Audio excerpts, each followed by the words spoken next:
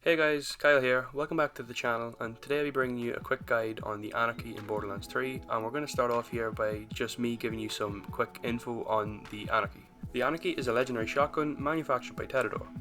The only way you can obtain the Anarchy is by defeating any enemy inside of the Love Guns and Tentacles DLC, so that's DLC 2. You must own this DLC to be able to own this weapon, so just putting that out there guys, don't be going farming for it if you don't have the Season Pass or any of the DLCs. This weapon can spawn with incendiary, cryo, corrosive or radiation elements, but it can also spawn in with no element. The red text in this weapon reads the stacks, and this is a reference to Gage the Necromancer from Borderlands 2 and her Anarchy playstyle. The special effect in this weapon guys is that every automatic reload or kill grants a 30% damage bonus and reduces accuracy, and this effect can stack up to 10 times. Please be aware though guys that this effect is reset once you manually reload the weapon or if you put the weapon away. It will also reset if the user is downed, changes zones or enters Iron Bear, so all you MOS players out there just have that in mind when using this weapon. Okay, so guys, that was pretty much just the overview of the Anarchy. Now I'll show you guys some fully maxed out max stacks gameplay with it, because that's what you're going to be playing on anyway, so I'll just show you guys that, kind of show you the power of the weapon. I'll also be showing you my concerns with the weapon, some of the drawbacks, and then I'll be showing you us taking on Trant. So sit back, relax and enjoy the gameplay.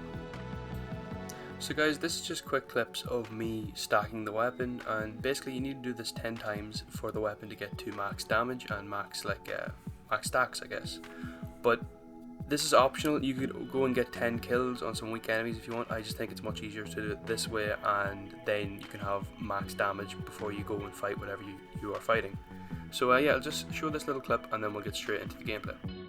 You guys have probably guessed by now, but yes, I'm playing on Athenas and I'm on Mayhem 10, and there's no positive or negative modifiers affecting the weapon, so it's a neutral test to the weapon's true damage. We are currently at max stacks at the moment because I took the time beforehand to stack up, and you can see here it's just kind of melting through everything it comes across. And I think I did get a good version as well with my anointment, the 500% critical hit damage or critical hit novas. I believe that's what it is. It's 500 elemental critical hit novas. Yeah, I think that's a decent one. Obviously, like an ASE or an action skill start would have been much better. I can't talk today. So yeah, no, that would have been a much better anointment. So I might hop back into the second DLC and see if I can maybe grind up a few more of these. But you see here, relative ease. I've gone through this pretty much this entire, well, nearly this entire group of enemies here. One thing I did notice that I forgot to mention to you guys is that when you're shooting in the direction of enemies, your bullets will tend to ricochet towards other enemies, and also when your enemies are hit with your critical hits, when you hit critical hits on enemies, your bullets will also ricochet off and hit other enemies. So this weapon is pretty much, it's like Gage's close enough skill and her Anarchy skill tree kind of coming together, and it's a nice kind of spiritual successor to Gage in this game. So you see here guys, this is the last guy, and then we have successfully cleared the area. Now guys, here I just want to highlight some of the things that can go wrong with this weapon. You see when you're fighting up close and personal, when you reload the weapon you will put yourself down, or you could put yourself down a lot. That's why if you can get a scope on this thing, it is kind of the preferred way to play. You can see there I just took a big chunk of my health off again and forcing me to go into my action skill to kind of get a bit of health back.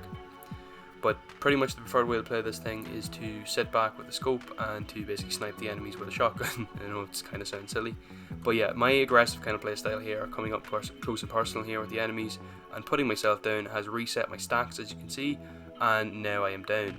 So just kind of giving you the heads up guys, let that be a warning, and just don't get too confident with this thing. I know it does crazy damage, but the damage can also come back and affect you as well. So guys, it's finally boss stage of the video. I have completely maxed out my stacks here, and I went and reloaded my weapon with the machine. And I won't be using fade away for this test, just to kind of show you guys the raw damage of this thing.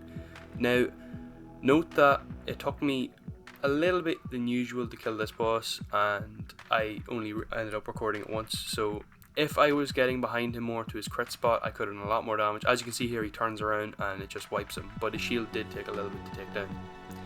So yeah guys, you can get one of these things from the second DLC just by killing any enemy. It's a random drop. You can take out most bosses in the game. I've seen this thing wipe Graveward, Megamind as we're going to call them, Gigamind and Tron, and many others like side bosses and mini bosses. Very good weapon, and yeah, so now guys, we'll just get into the weapon overview. I was very happy with that cow soon. So guys, the final thoughts on the Anarchy. I think the Anarchy is probably one of Borderlands 3's best weapons at the moment. It's easy to get once you have the right DLC for it. It's got great damage and can take out most bosses in the game, and most of the content in the game. Like, you can just run through mobbing, and you can even take it into the takedown as well. I've used it in the takedown, and it's pretty effective. Overall guys, I'd rate this weapon like a 10. I think it is a really like top tier weapon, and you can get your hands on maybe multiple elements. You could have a pretty strong kind of loadout for taking on pretty much all the end game has to offer. And you can see what I did here, I don't even have the best anointment on mine, and hopefully I do get a better one soon.